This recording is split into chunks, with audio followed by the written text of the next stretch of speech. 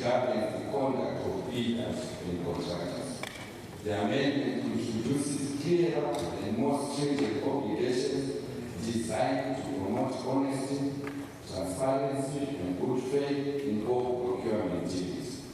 It expressly requires bidders and contractors to act in good faith throughout the procurement process and during the performance of any resulting contracts, to ensure that all information submitted to procuring entities is accurate, complete, and not misleading, and to immediately notify the procuring entity should they become aware of any false or incorrect statement in their submitted documents, taking prompt steps to rectify it.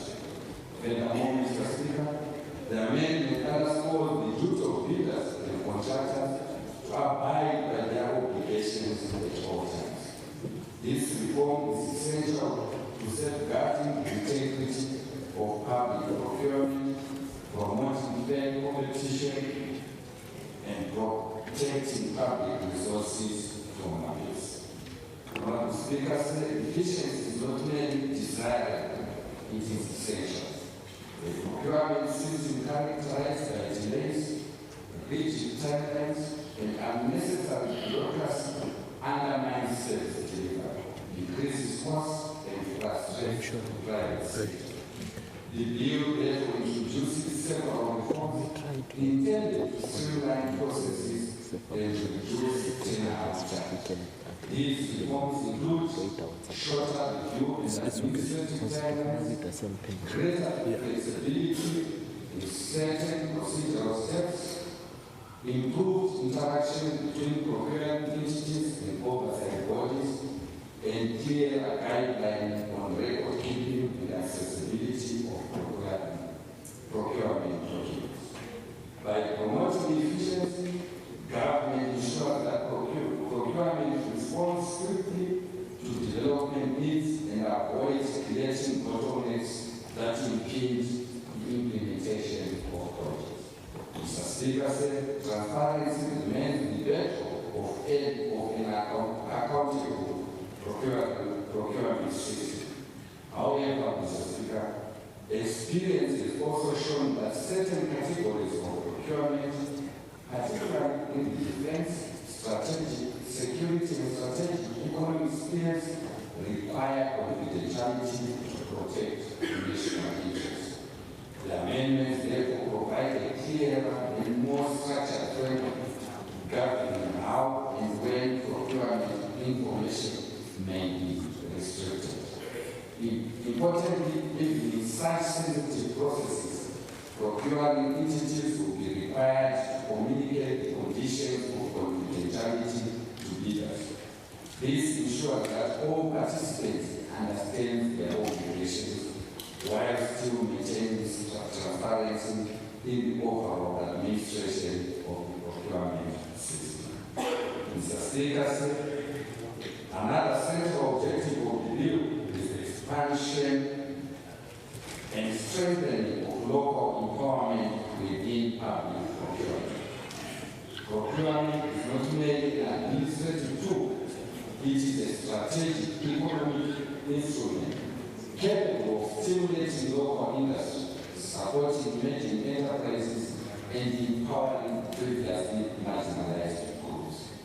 The bill therefore entrenches several empowerment policies, including placing strong emphasis on preferring Zimbabwean suppliers where they meet procurement requirements, promoting participation of veterans of the liberation struggle, women, youth, and persons with disability, strengthening the preference system to ensure it is applied consistently and transparently, and requiring foreign contractors, especially in large construction projects, to meaningfully partner with local firms, transfer skills, and contribute to domestic industrial capacity.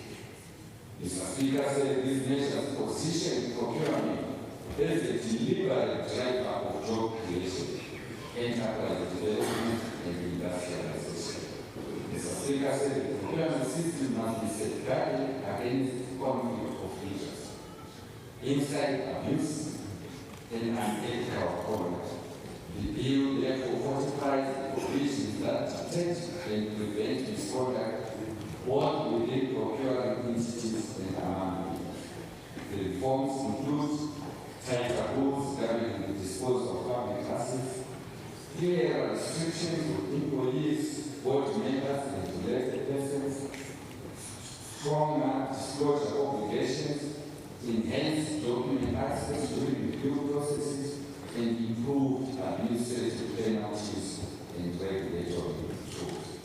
These interventions seek to close gaps that have been exploited in the past, ensuring that public assets are protected and that procurement decisions remain impartial and transparent. While the Principal Act addresses disposal of public assets, experience has shown the need for more robust controls. Improper disposal practices expose the state to loss of value and undermine public trust. The amendments therefore ensure that disposal processes are subject to procurement principles such as competition, fairness, and accountability, while preventing individuals connected to the entity from unfairly benefiting from disposals. Mr. Speaker said, no procurement system, regardless of how well designed, can function effectively without a team of trained, competent, and ethical procurement professionals. The bill therefore enables the development of comprehensive regulations that address training, certification, and continuous professional development. The creation of a dedicated corporate secretarial function within the procurement authority further strengthens governance, legal compliance, and administrative efficiency. Mr. Speaker, said in line with global best practice, the bill promotes the transition to e-procurement and modernizes document management systems. Digitalization enhances transparency, reduces opportunities for manipulation, speeds up processes, and supports data-driven decision-making. The responsible minister, after consultation with the authority, is empowered to set standards of electronic tendering, digital record keeping, system interoperability across government, and secure storage of procurement data.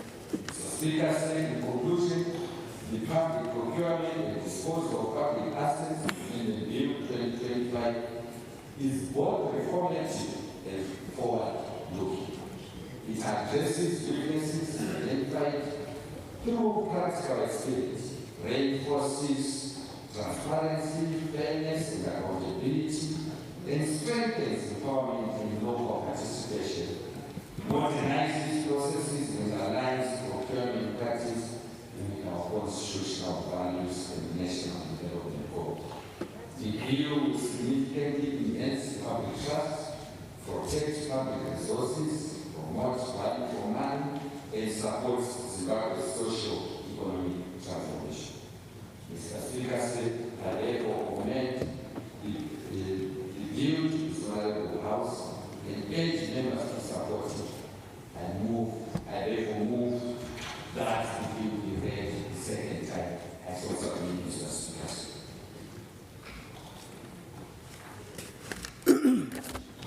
Thank you, Honorable Minister.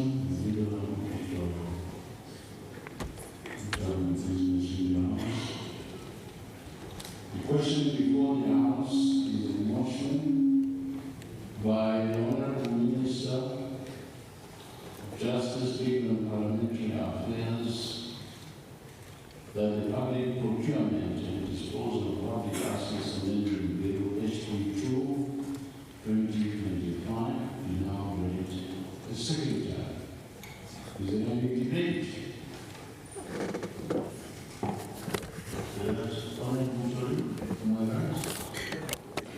Yeah, thank you, Mr. Speaker. Mr. Speaker, we wanted to debate, but as per procedure, our chairperson, I think, is not around to move the committee report. So I was going to indulge the Honorable Minister to temporarily allow for the committee to put the report so that we can then debate on it. Where is the chairman of the committee? Who's the chairman? Liwai was there earlier on. Liwai was there, but maybe I end up not clicking. Maybe I end up not clicking.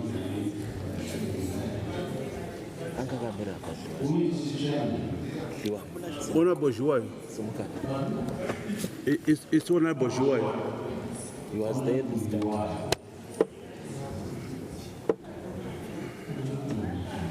There he comes. Uyo!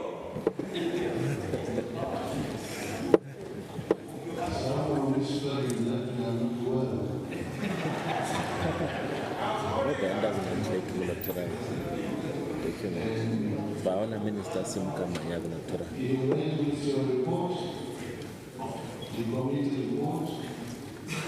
I think that's what Thank you, Honorable Speaker, for giving me this opportunity to debate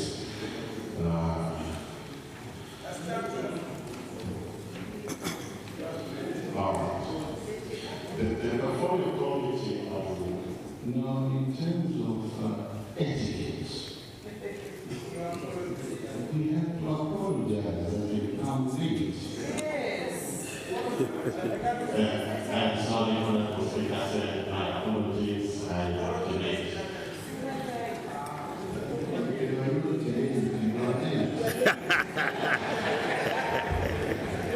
If Honorable Speaker, I was here and I showed you that there was a meeting that I had to attend to, so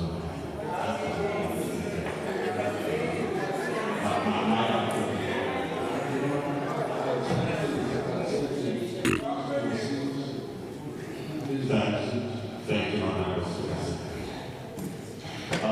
The portfolio committee on budget, finance and investment promotion and the public account committee jointly conducted nationwide public hearings on the public procurement and disposal of public assets in Bill HB 2025 from the 20th to the 25th of July 2025. These hearings were held in compliance with Section 141 of the Constitution, which mandates Parliament to facilitate public involvement in its legislative and other processes, including those of its committees, and to ensure good relation with interested parties regarding bills under consideration, unless such good relation is deemed inappropriate or in practice.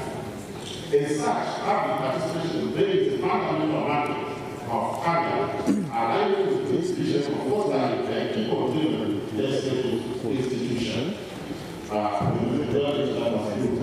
The committees undertook consultation on 5 different venues, concentrating on Zimbabwe's main town, which is most stakeholders who are really involved with public procurement and disposal of public assets.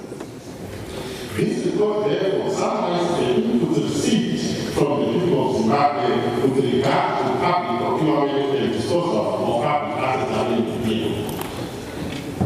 Over of the years, the committee managed to reach a total of 306 people, comprising of 67% being male and 33% being female.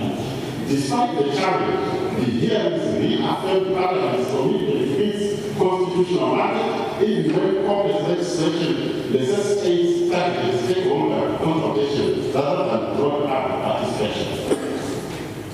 The general submissions. The public applauded Parliament for its efforts to engage citizens and gather their views regarding the bill. They emphasized that Parliament must ensure that public submissions are incorporated into the bill and act in accordance with the will of the people. Additionally, concerns were raised about the readability and accessibility of bills to all Zimbabweans. The public felt that the years were not accurately advertised and called Parliament to improve its publicity. As committees, we propose that resources permitting sensitization and regular advertisements, including social media, should be used. Members of Parliament from the respective centres can also be requested to invite the act. Procurement processes. The public It's a popular name. in the procurement system, insisting that it should not be only a select few individuals.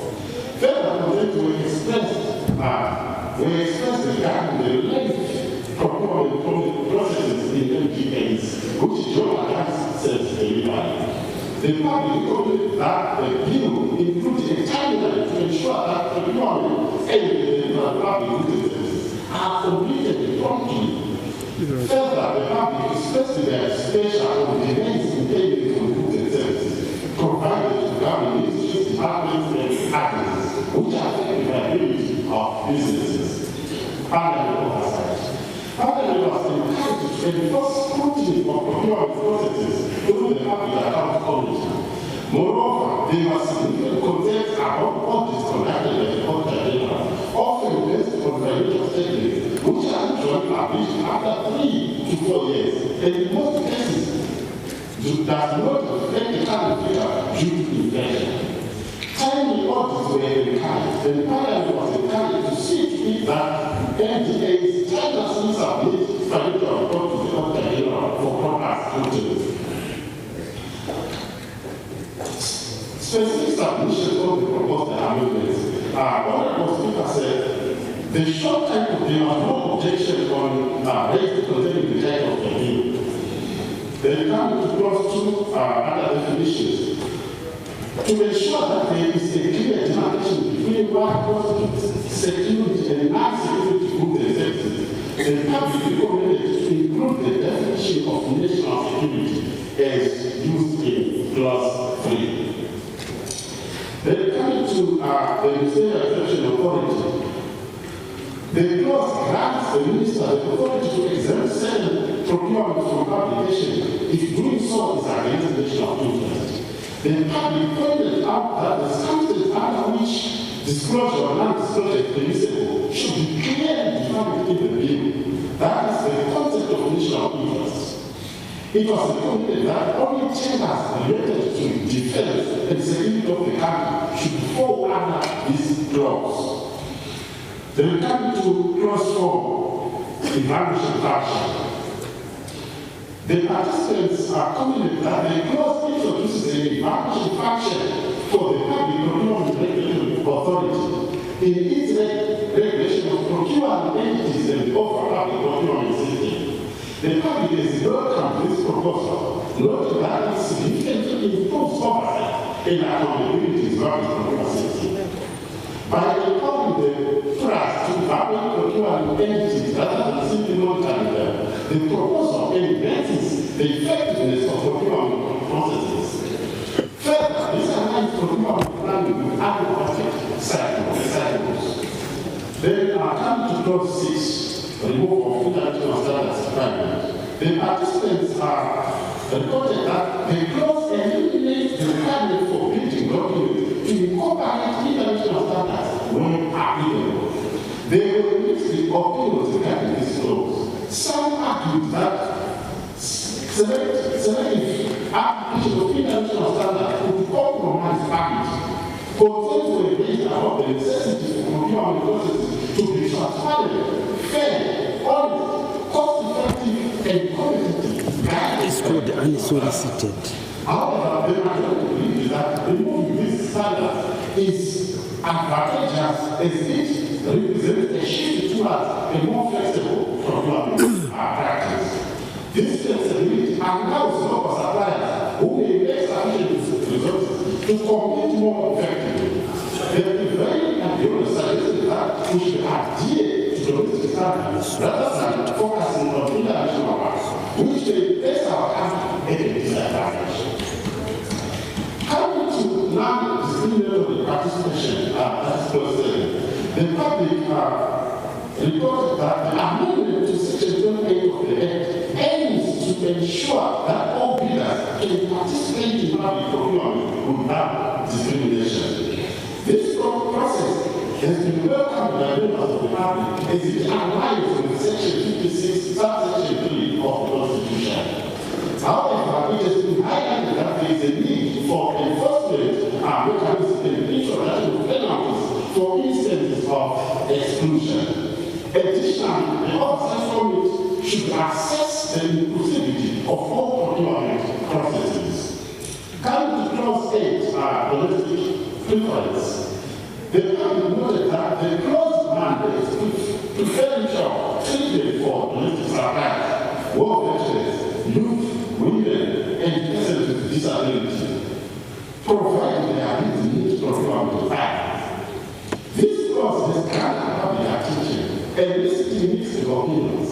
The majority of the public views it as a significant benefit to the local economy and the promotion of inclusive economic growth. Supporting domestic suppliers.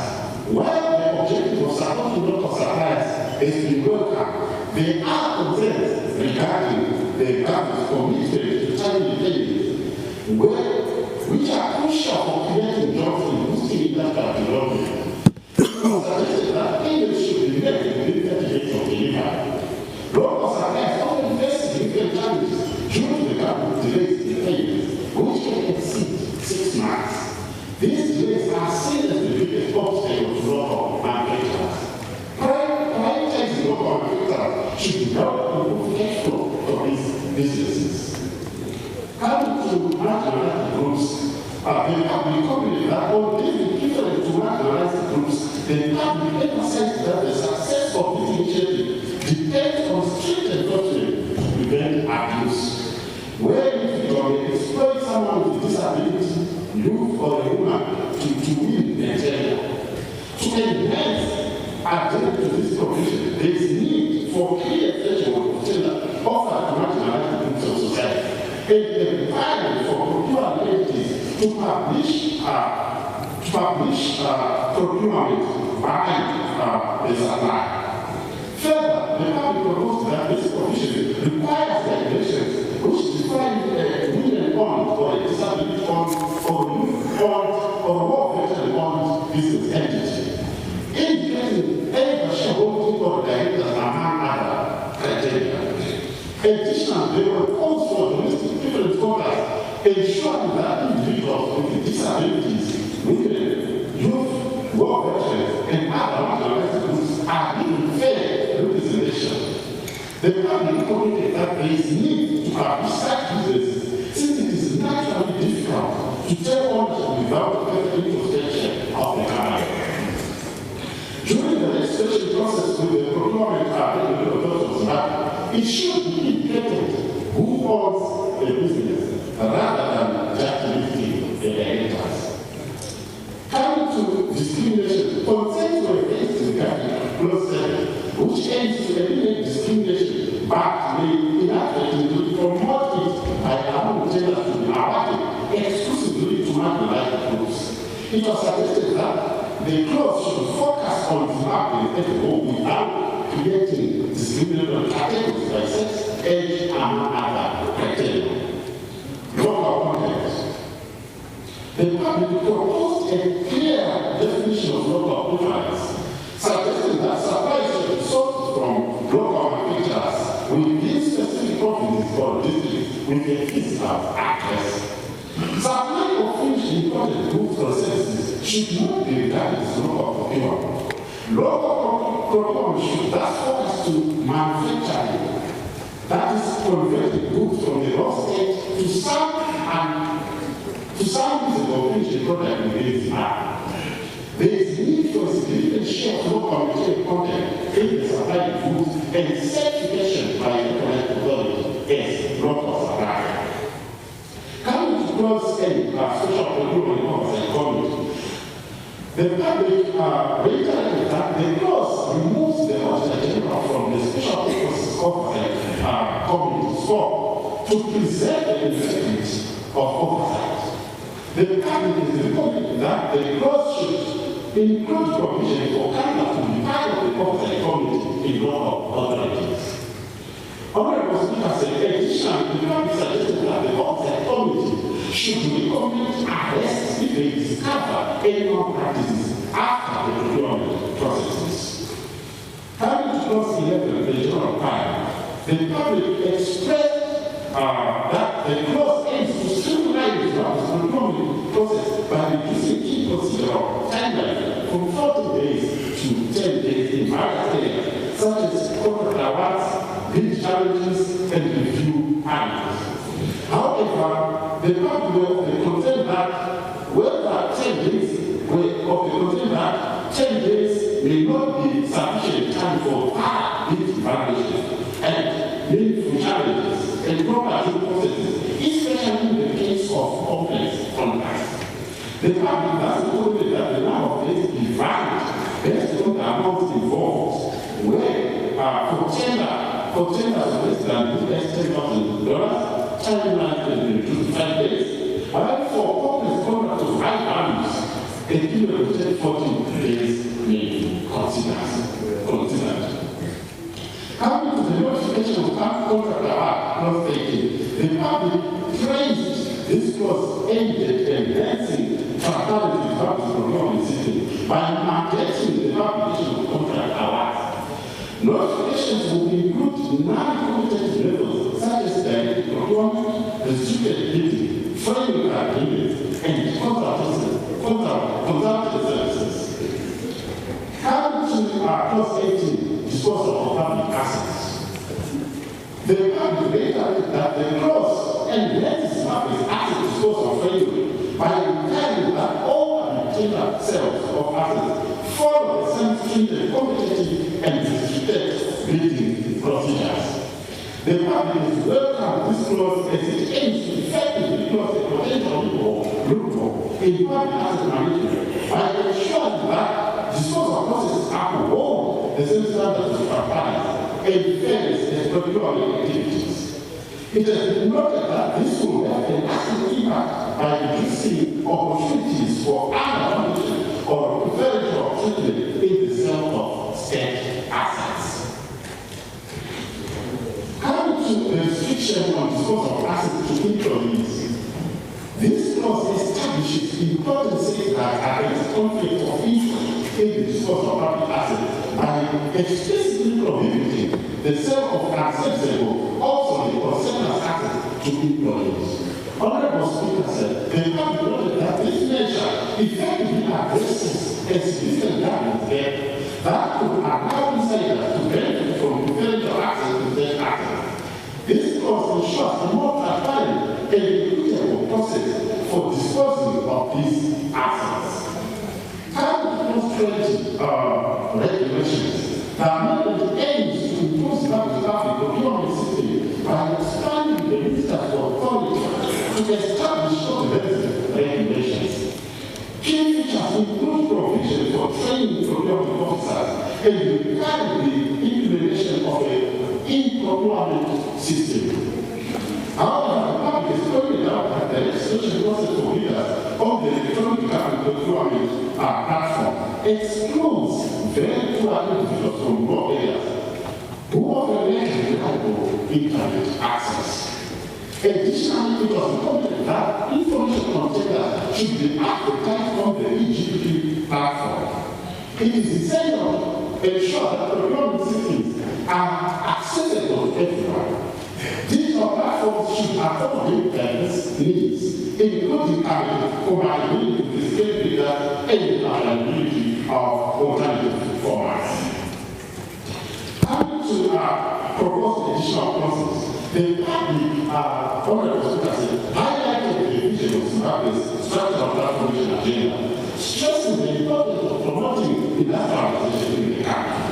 They suggested that this can be achieved by encouraging suppliers to purchase from local makers.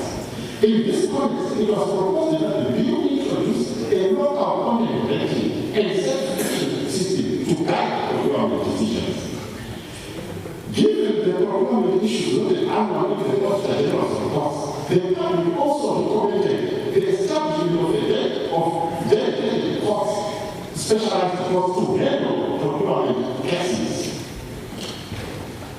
Additionally, the public also recommended that they should be a clause which protects witnesses and whistleblowers who can report procurement-related corruption. Foreign suppliers should be compelled to partner with local suppliers in cases where local suppliers are capacity constrained to meet tender requirements.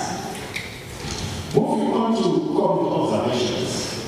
The committee observed that the turnout of members of the public was low for the provinces as well as the level of participation.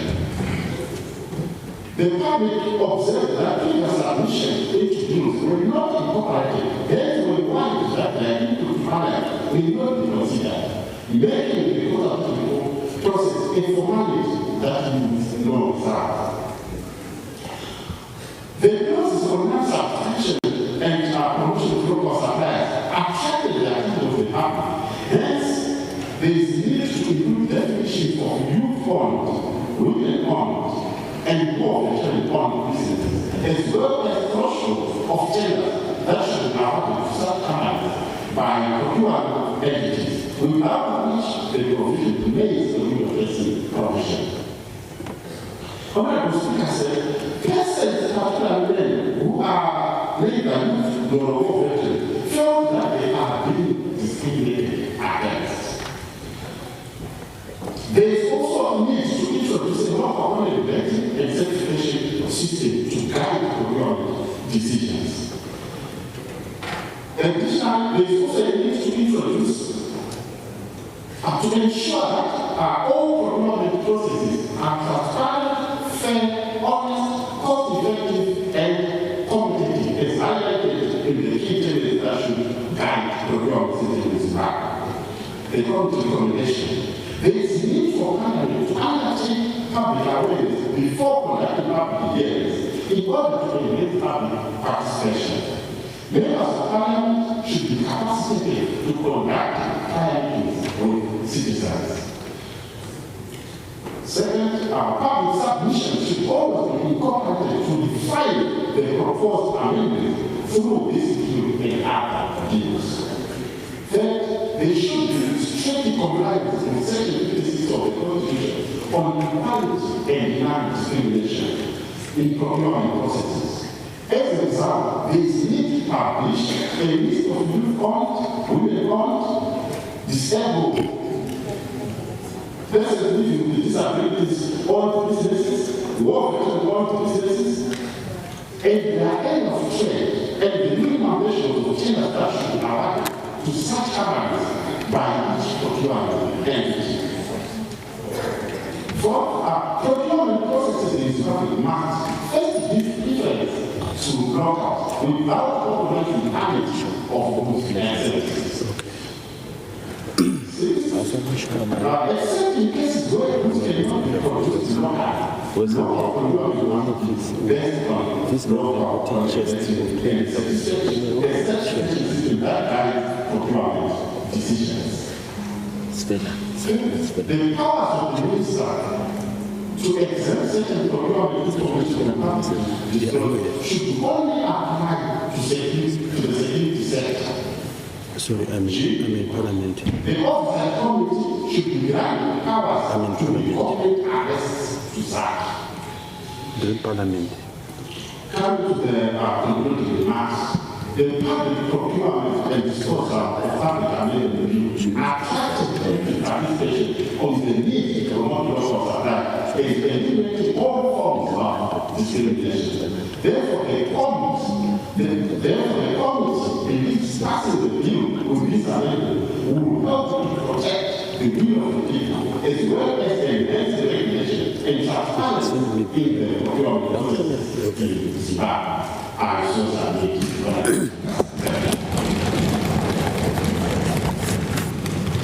Thank you very much,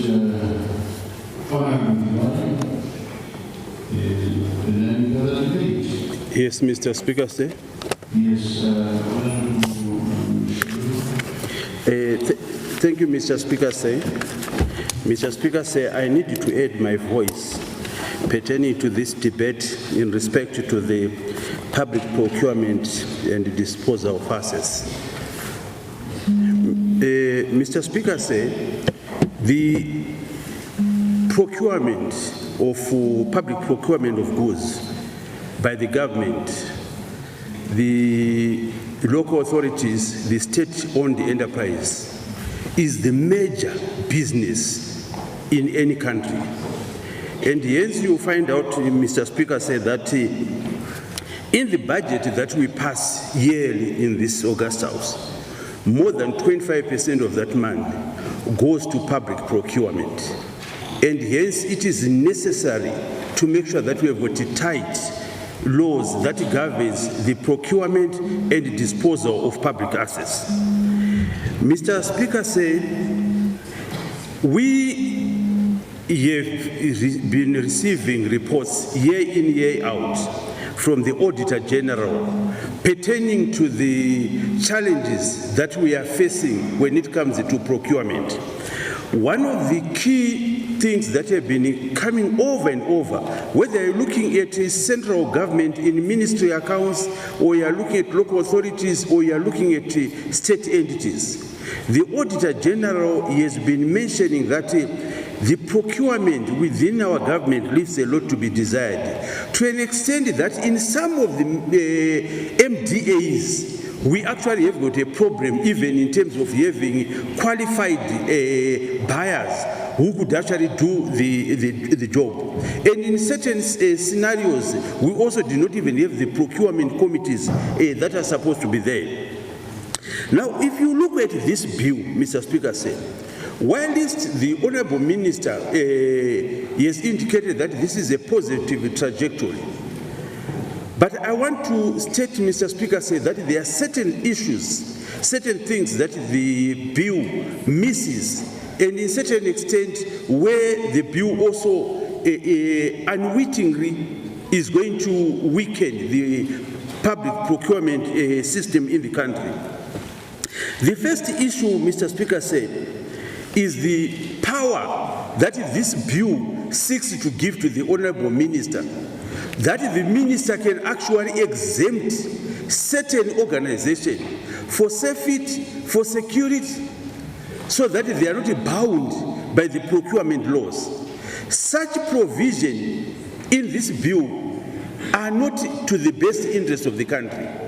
Unless, Mr. Speaker, Madam Speaker, ma'am, unless there is a definition that is actually put within this bill to define what security means, what national interest means, because otherwise we are going to end up having a minister literally exempting certain procurement based on some other reasons which has nothing to do with national interest or security. The second issue that I want to raise, Madam Speaker, is the removal of international standard requirements. Whilst we need to ensure that our business partake and participate in public procurement, I am worried, Madam Speaker, when we then categorically remove the need for us to abide by international standard requirements. Because what it does is that it also lowers the standards of the services that the government will get. A good example, and I think all members here will testify to this, we have actually had roads that are constructed 3 months down the line. They've got potholes. And while the government would have done something good to give an indigenous Mshorua to do the road, but there should be some standard that needs to be maintained. The fact that Mshorua is a Zimbabwean should not be the sole reason that he should actually get a contract. So I think if we are going to say that we don't want international standards, then let there be a national standards framework which we should actually then abide by. We've got the Standards Association of Zimbabwe. Maybe we could actually make sure that in this bill we cling and make sure that there's something that we put in this bill. Then there is an issue in respect to domestic preferences.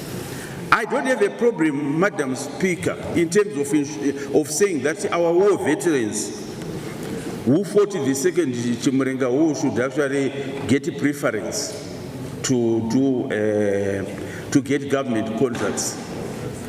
But Madam Speaker, my challenge is one-fold. We're in 2026,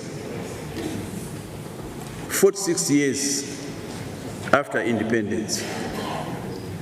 Let's assume that the youngest war veteran in 1980 was around 16 years.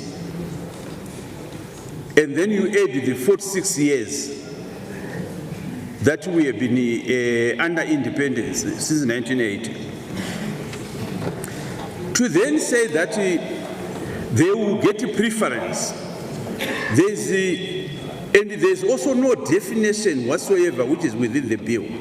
What will end up happening, Madam Speaker, is that we have war veterans being just the face and the front of some cartel and some people behind the scenes who manipulate to make sure that they get the contracts, primarily because they are war veterans, when in actual fact they are not.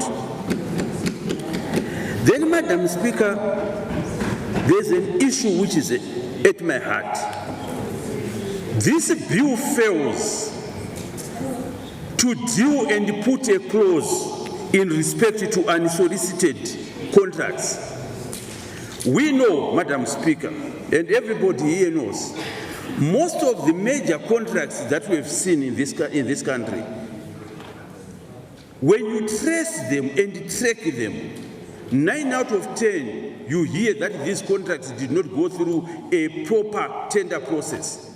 When you question them, and we normally do that in the Public Accounts Committee, you hear that they were unsolicited contracts, where Honorable Daniel Morokero will go to the Ministry of Finance and say, I can supply this and this, or I can do this contract.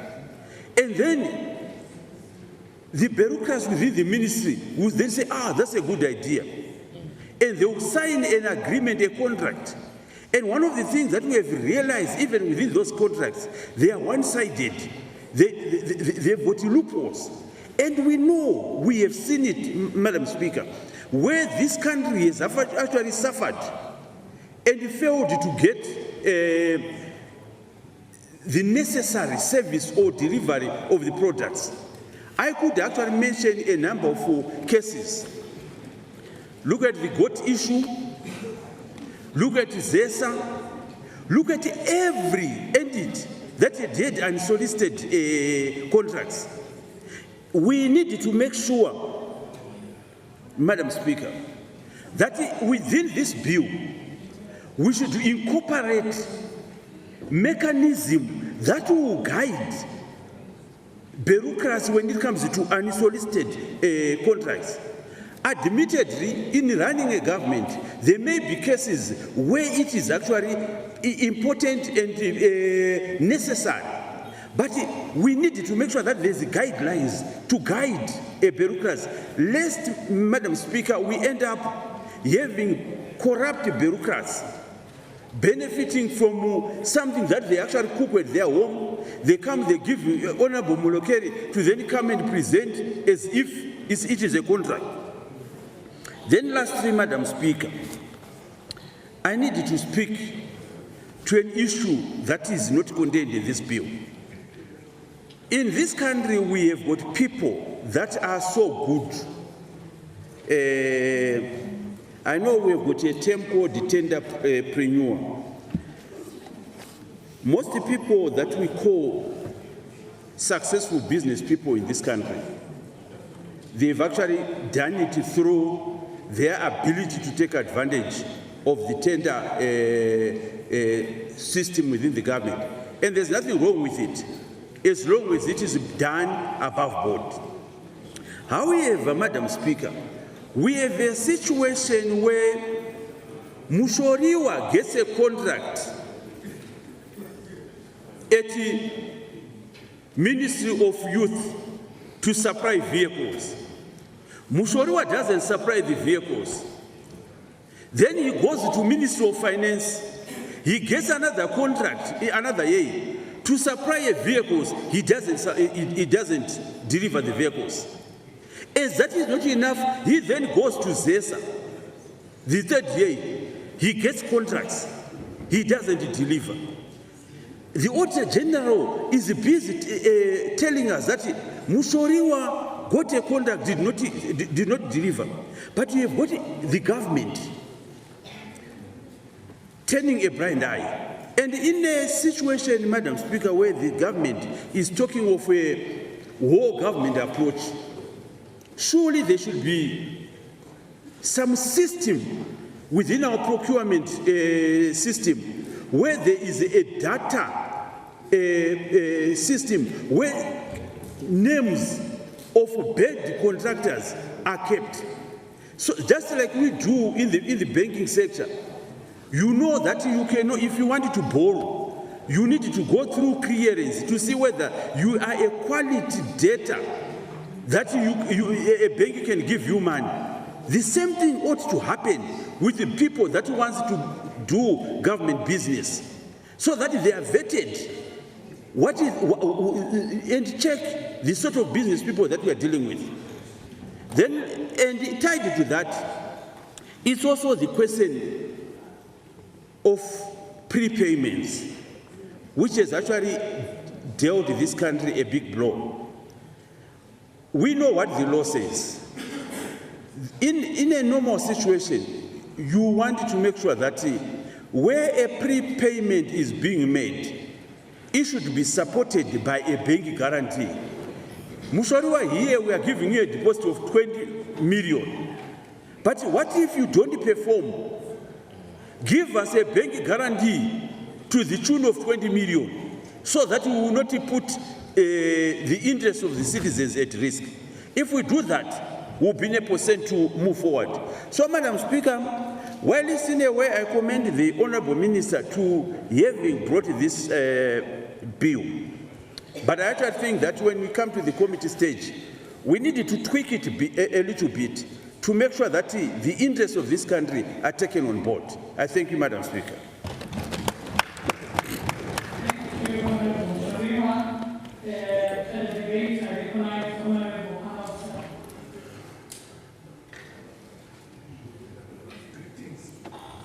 Thank you, Honour. Madam Speaker, I think I'm already prepared for this debate.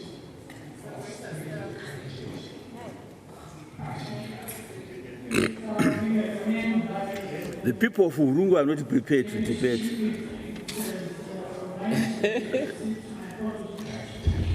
Any debates?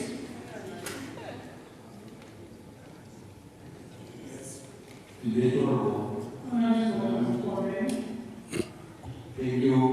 Thank you very much, Honourable Speaker, for the opportunity to knowledge, so that I also add my voice to the public procurement and disposal of public assets amendment bill 82 2025. Honourable Speaker, I want to comment on some of the clauses of the proposals of this bill to the Public Procurement and Disposal of Public Assets Act. The first one, Honourable Speaker, name is on clause 3 on the Ministerial Exemption Authority, where the clause actually intends to amend Section 3 of the Act, whereby it grants the minister power to exempt certain procurement information from public disclosure if it's contrary to the national interest, particularly for security reasons. Honourable Speaker, I want to say this clause is actually very essential in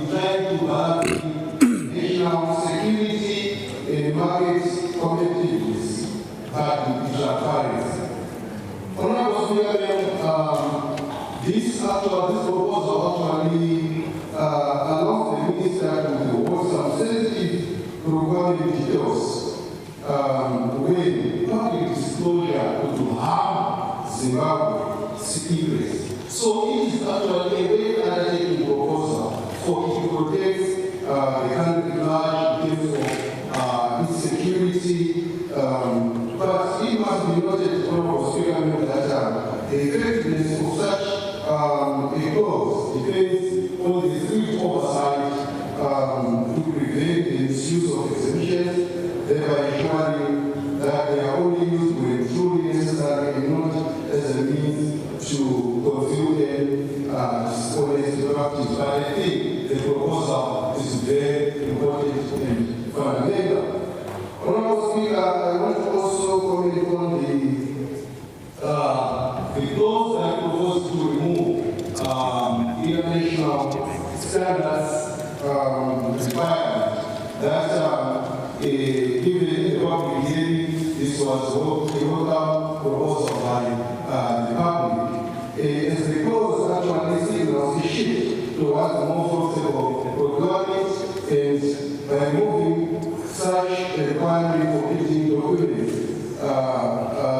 to meet international standards, it actually the previously disadvantaged local suppliers that may not have adequate resources to compete fairly with some foreign suppliers or some foreign giant companies.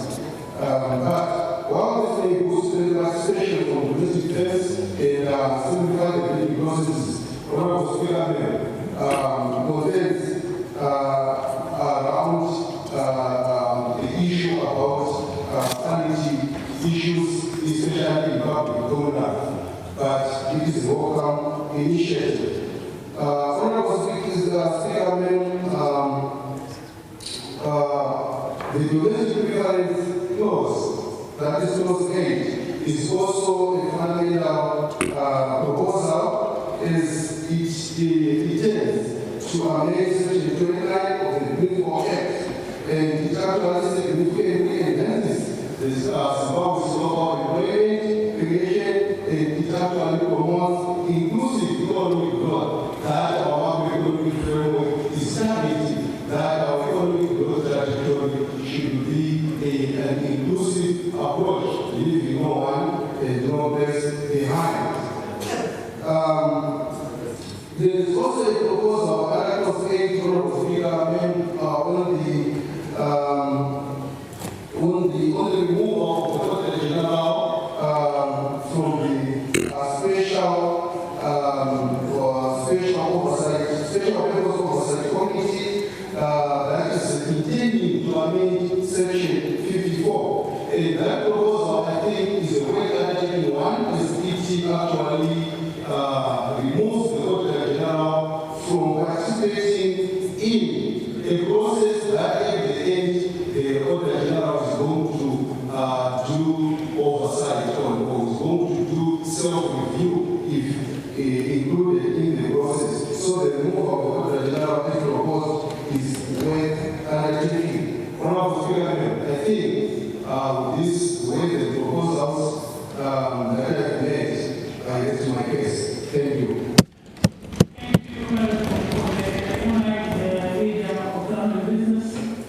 Thank you, Madam Speaker. Madam Speaker, I move that debate to count. It has been moved that the debate be now adjourned. Is there any debate? I put the question that the debate be now adjourned. Those who have that opinion will say aye. Those of the contrary opinion will say no. I think the ayes have it, the question is accordingly affirmed, and the debate is adjourned short day on the provision of business.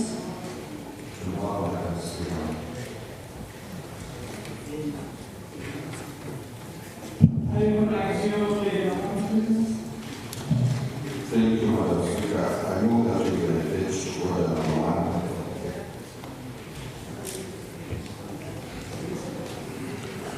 Torera imoyo. The chair will read the first order of the day. For me, Zimbabwe's examination stands for amendment bill before 2025.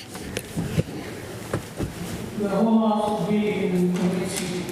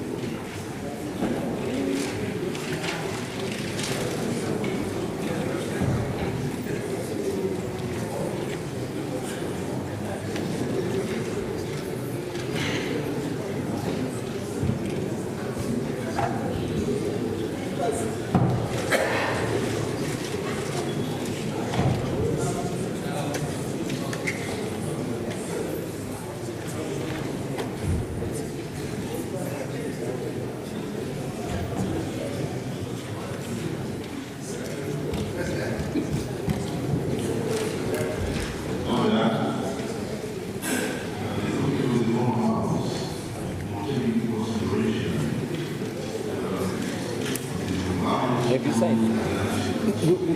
Hakuna first register. I said yes, sign.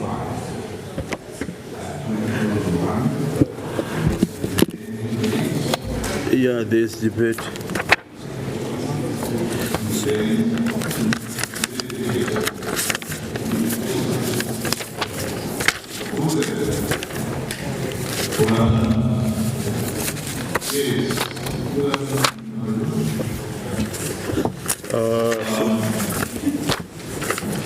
Mbare is. I asked to make my submission on the law of school examination council on the review, age for 2025.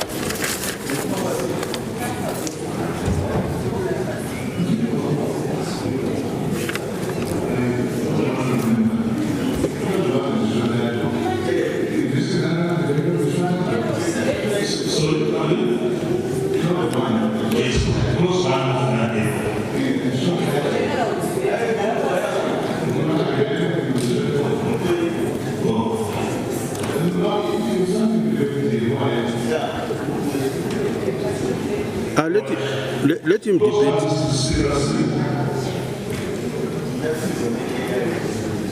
Mr. Chairman.